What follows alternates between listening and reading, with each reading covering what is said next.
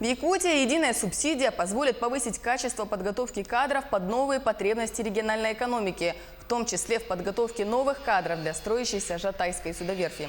Об этом по итогам совещания в Южно-Сахалинске под председательством премьер-министра России Дмитрия Медведева сообщил журналистам глава республики Айсен Николаев. Он добавил, что на средства единой субсидии будет строиться кардиологический диспансер в Якутске.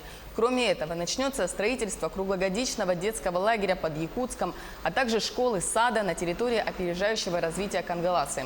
Глава республики отметил, что программа очень нужная, и она позволит повысить качество жизни якутян.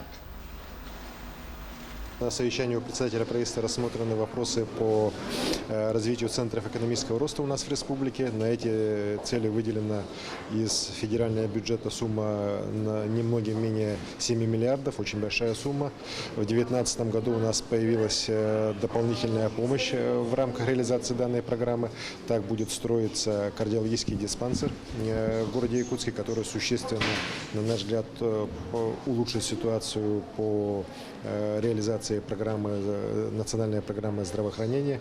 Реализовываться также начнет проект по строительству круглогодичного детского лагеря отдыха под городом Якутском, а также школа-сад в Кангаласах